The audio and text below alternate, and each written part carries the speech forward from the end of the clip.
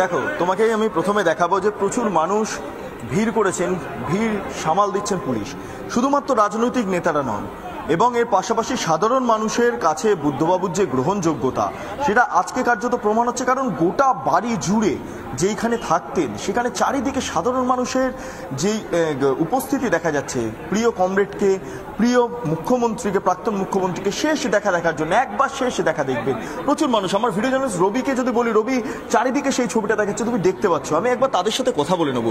সামান্যতম কথা, যে আজকে আপনাদের প্রাক্তন মুখ্যমন্ত্রী, রাজ্যের প্রাক্তন মুখ্যমন্ত্রী, তাকে শেষ দেখা দেখতে আপনারা এসেছেন, কি বলবেন? মানে অনুভূতি বলার নেই।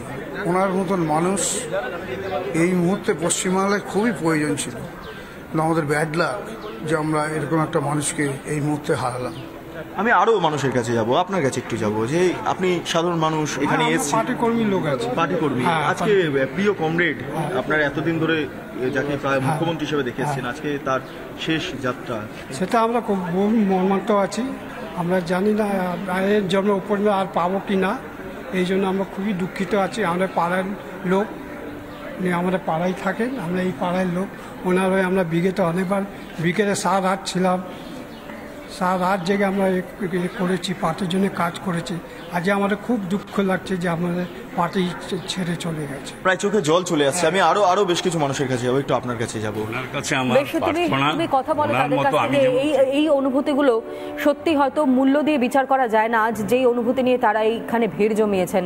অন্যদিকে আপনাদের বক্তব্য শোনাই, বহু মানুষ তারা তো এসেছেন, তারা স্মৃতিচারণাও করছেন বুদ্ধদেব ভট্টাচার্যকে নিয়ে। রমলা চক্রবর্তী, যার মধ্যে অন্যতম সিপিএম নেত্রী, তিনি কি বলছেন একবার নজর রাখা যাক। সবটাই আমরা একসাথে দীর্ঘকাল, কাজে দীর্ঘকালের একজন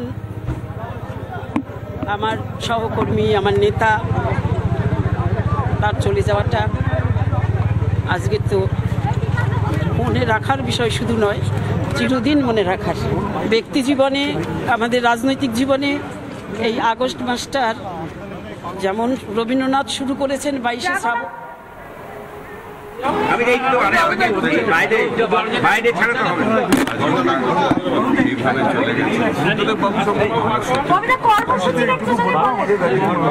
ওরা পার্টিতে কথা বলে জানাবে। রবীন্দ্র বললো আমি পার্টিতে কথা বলে, এখন তো যাচ্ছে পিস ওয়ার্ল্ডে রাখার পরে কি সিদ্ধান্ত হবে ওরা পার্টি অফিসে সবাই আসবে, ওদের নেতৃত্ব আলোচনা করে তারপর জানাবে।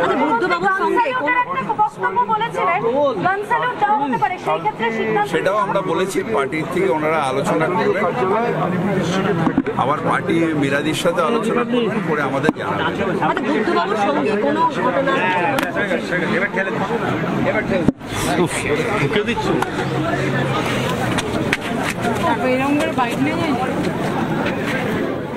কিছুক্ষণ আগে মুখ্যমন্ত্রী মমতা বন্দ্যোপাধ্যায় তিনি শেষে শ্রদ্ধা নিবেদন করবার জন্য গিয়েছিলেন, এবং প্রয়াত বুদ্ধদেব ভট্টাচার্য, তার স্ত্রী মীরা ভট্টাচার্য এবং তার সন্তান সুচেতন ভট্টাচার্যের সঙ্গে তিনি কথাও বলেন। বাড়ির বাইরে বেরিয়ে এসে তিনি সংবাদ মাধ্যমের সামনে বলেন যাদের উপরে দায়িত্ব দেওয়া ফিরহাদ হাকিম এবং অরূপ বিশ্বাসে তারাও ইতিমধ্যেই পৌঁছে গিয়েছেন, রাজ্যের দুই মন্ত্রী এবং একই সঙ্গে কলকাতার মেয়র ফিরহাদ হাকিম তিনি পৌঁছে গিয়েছেন, এবং পরিবারের সঙ্গে কথা বলবার পরই পরবর্তী সিদ্ধান্ত গ্রহণ করা হবে। যদিও পার্টির তরফ থেকে এখনো পর্যন্ত যেমনটা বলা হয়েছে যে পিস ওয়ার্ল্ডে সেখানেই আপাতত শায়িত রাখা হবে বুদ্ধদেব ভট্টাচার্যের নিথর দেহ, এবং পরবর্তী সময় পরিবারের সঙ্গে কথা বলবার পর তারা কি সিদ্ধান্ত নেন সেই সংক্রান্ত বিষয় আলোচনার পরে কিন্তু জানানো হবে। পরবর্তী সময় যখন তারা বাইরে আসবেন ঠিক সেই মুহূর্তে জানাবেন।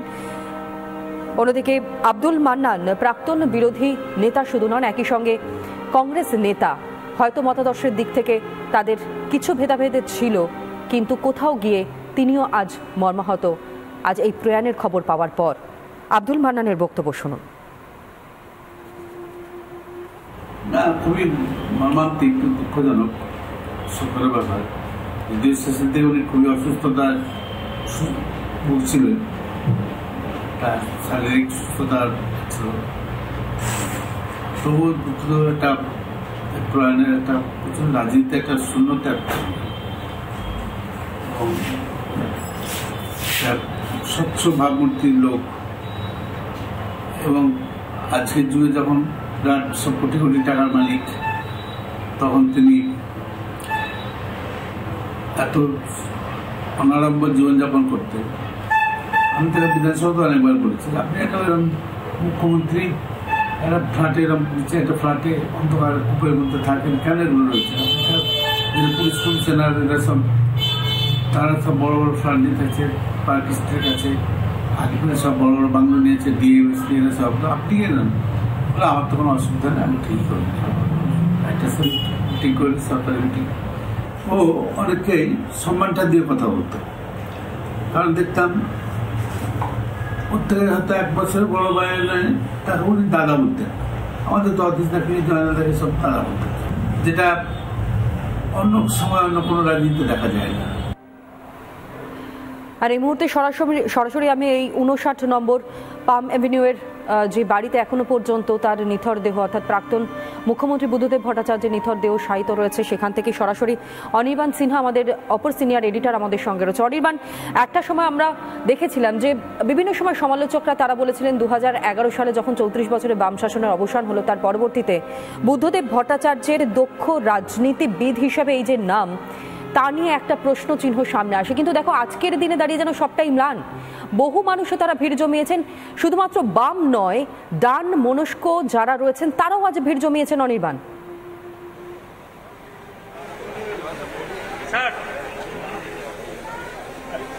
নিশ্চিতভাবে তো নয়। আমি আরো একবার বলবো আমার সঙ্গী ভিডিও জার্নালিস্ট রবিকে, একবার এই আবাসনটা, সরকারি আবাসনটা দেখাতে, নীল সাদা রং করা, বুঝতেই পারছো সরকারি আবাসন, 4 তলা আবাসন। মানে রাজ্যের প্রাক্তন মুখ্যমন্ত্রী, এ রাজ্যের 11 বছর মুখ্যমন্ত্রিত্ব করা মুখ্যমন্ত্রী যে আবাসনটায় থাকতেন, সেই আবাসনটা কিন্তু লিফট নেই। হ্যাঁ, বুদ্ধদেব ভট্টাচার্য ক্রনিক ফুসফুসের অসুখের রোগী ছিলেন, অর্থাৎ তার সিওপিডি ছিল এবং আরও কিছু ফুসফুসজনিত সমস্যা ছিল, বার্ধক্যজনিত কিছু সমস্যা তো হয়েই ছিল, 80 বছর বয়স হয়েছিল তার। কিন্তু তিনি জীবনের শেষ দিন পর্যন্ত এইভাবে জীবনযাপন করাটাই কিন্তু বেছে নিয়েছেন। চোখের অসুখের চিকিৎসা করানোর জন্য দুবাই, লন্ডন, আমেরিকা কোনোদিন যাননি।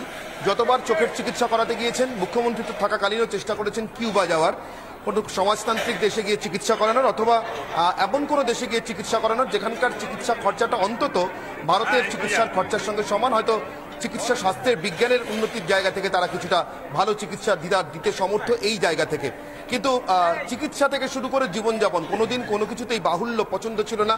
বাহুল্য বর্জিতভাবেই, বাহুল্য ছাড়াই বুদ্ধদেব ভট্টাচার্য চলে গিয়েছেন। এর আগে যতবার হাসপাতালে গিয়েছেন, ফিরে এসছেন, প্রত্যেকবার হাসপাতালের শেষ 2-3 দিন চিকিৎসকদের রীতিমতো পাগল করতেন, কবে বাড়ি যাব, কবে বাড়ি ফিরতে পারবো। এটা বলে বাড়ি ছিল সবচেয়ে পছন্দের জায়গা, যেখানে যত বড় কর্মসূচি যাক থাক না কেন বাড়ি ফিরে আসতে পছন্দ করতেন। শিল্প সম্মেলনের জন্য শিল্প আহ্বান করতে যে বিদেশে গিয়েছেন, সেখানেও সিঙ্গাপুর হোক অথবা অন্য কোনো জায়গায়, জীবনে কখনো তার নিজের কাজ মিটে যাওয়ার পর, অর্থাৎ যে কাজে গিয়েছেন সে কাজটা মিটে যাওয়ার পর সরকারি টাকায় সে দেশের আশপাশটাও ঘুরে দেখেননি। আজকের দিনে দাঁড়িয়ে তো নয়, আমি আবারও বলবো, আজকের দিনে যা দাঁড়িয়ে বিদেশ সফরে যাওয়া মুখ্যমন্ত্রী বা এমনকি রাজ্যের কোনো সাধারণ মন্ত্রীও যদি তিনি কাজ শেষের পরে একবেলা কেন একদিন অতিরিক্ত কাটিয়ে ফেরেন, তার মধ্যে অস্বাভাবিকতা কিছু খুঁজে পাওয়া যায় না। মন্ত্রীর ফ্ল্যাট থেকেই তো 50-51 কোটি টাকা পাওয়া যায়। সেখানে রাজ্যের একজন প্রাক্তন মুখ্যমন্ত্রী এরকম একটা বিল্ডিংয়ে, 4 তলা বিল্ডিং, যাতে লিফট নেই, তিনি নিজে ফুসফুসের অসুখে পেশেন্ট, থেকে গিয়েছেন, দেখে গিয়েছেন। এটা আজকের দিনে দাঁড়িয়ে সত্যি সত্যি বিশ্বাস করা শক্ত। এবং আমার ধারণা তুমি তোমার পরবর্তী প্রজন্ম বা তার পরবর্তী প্রজন্মকে গল্প করলে তারা এটাকে নির্ঘাত মিথ্যা বা ফুলিয়ে ফাঁপিয়ে বলা গল্প বলে উড়িয়ে দেবে। কিন্তু ঠিক যেভাবে অ্যালবার্ট আইনস্টাইন মহাত্মা গান্ধী সম্পর্কে বলেছিলেন এরকম একজন মানুষ পৃথিবীতে বিচরণ করেছিলেন, কেউ একসময় বিশ্বাস করবে না, ঠিক সেরকমই বুদ্ধদেব ভট্টাচার্য নামে এখানে একজন মুখ্যমন্ত্রী ছিলেন এবং তার এরকম একজন জীবনযাপন ছিল। এটাও বোধহয় আজ থেকে 10 বছর পরে বললে কেউ বিশ্বাস করবে না। ঠিক সেখানে দাঁড়িয়ে যারা এখনো তার বাড়ির সামনে এসে দাঁড়িয়ে আছেন, তাদের 2-1 সঙ্গে কথা বলার চেষ্টা করব। আপনার নাম? আমার নাম রাজীব। রাজীব, এই অঞ্চলেই থাকেন? না, এই অঞ্চলে। কোথা থেকে এসছেন?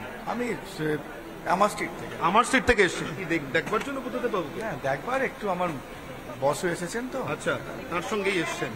কোথায় থাকেন আপনি? আমি পিছনে থাকি, বাবুর পিছনে থাকি। পামিবিনের পিছনে থাকেন? এই তো বাড়ি বিল্ডিং এর পিছনে। বুঝতে পেরেছি।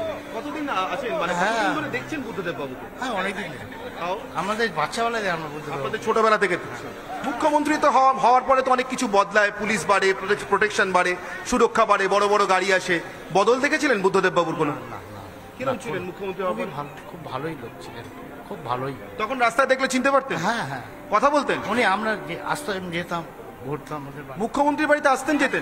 এখানে তো আসতাম, আমরা কাজ করি তো, কাঠের কাজ, ফার্নিচারের কাজ করতাম, আসতাম, আপনাদের সাথে কথা বলতেন? হ্যাঁ হ্যাঁ, আমাদের বস্তি। আপনার নাম দিদি?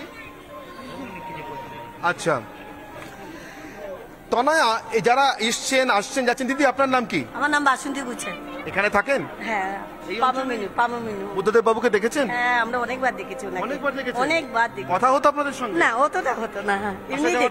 এমনিই দেখা যাক। বেশ। ওনার উপরেও আমরা কাজ করেছি। উপরেও কাজ করেছেন? কেমন মানুষ ছিলেন? ভালো। ভালো? কতটা ভালো? যেটুকুনি দরকার মানুষের। মুখ্যমন্ত্রীর তো অনেক সুরক্ষা থাকে, পুলিশ থাকে, সেসব মানতেন? হ্যাঁ, একটু মানতাম। বেশ, একটু মানতেন, যেটুকু না মানলেন নয়। আপনার নাম দিদি? আমার নাম ভাহিদা খাতুন। আচ্ছা, আপনি এই অঞ্চলেই থাকেন? হ্যাঁ। বুদ্ধদেব বাবুকে দেখেছেন নিশ্চয়ই? হ্যাঁ, নিশ্চয়ই দেখেছি। কতদিন ধরে দেখছেন? অনেকদিন ধরে, 25 বছর থেকে দেখছি। 25 বছর ধরে দেখছেন, তার মানে মুখ্যমন্ত্রীত্বের 11 বছর তো দেখেছেন? হ্যাঁ, 11 বছর তো দেখেছি। অদল বদল ছিল কিছু? না, কিছু বদল ছিল না, অনেকই ভালো লোক ছিলেন। যেমন আগে ছিলেন তেমনই মুখ্যমন্ত্রী থাকেও হ্যাঁ ছিলেন? হ্যাঁ, কোনো অহংকার নেই, কোনো মানে প্রাউড নেই, কোনো আমরা যতই প্রাউড করবো কম আছে।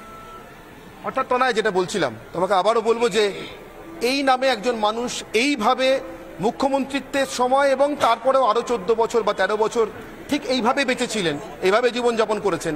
এটা এক সময় গল্প হয়ে যাবে, তবে আজকে যারা চর্মচক্ষে দেখেছেন এমন অনেক মানুষ আমার আশপাশে আছেন। এটাই তো হয়তো ভবিষ্যৎ প্রজন্মের কাছে এই বিষয়টাই এনে দাঁড় করাবে যে রাজনীতি করতে গেলে শুধুমাত্র লোভ নয়, লালসা নয়, সবকিছু ত্যাগ করে মানুষের স্বার্থে রাজনীতি করা। এবং সেটা হয়তো কোথাও গিয়ে দৃষ্টান্ত হিসাবে রয়ে গেল বুদ্ধদেব ভট্টাচার্যকে। দেখবার পর হয়তো আমাদের ভবিষ্যৎ প্রজন্ম সেই কথাই বলবে। অনির্বাণ,